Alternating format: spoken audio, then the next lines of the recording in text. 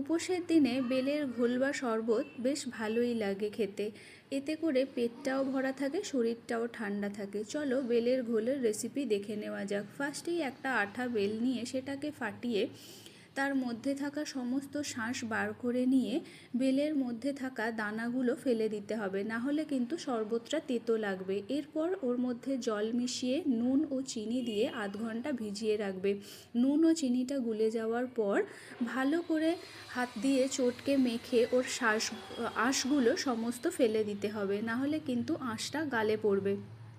এরপর মিষ্টি দই নিয়ে সেটাকে ভালো করে ফেটিয়ে ওই ঘোলের সাথে মিশিয়ে গুলিয়ে নিলেই রেডি হয়ে যাবে বেলের শরবত। এই বেলের শরবত খেতে ভীষণ সুস্বাদু, বানাতেও বেশি সময় লাগে না।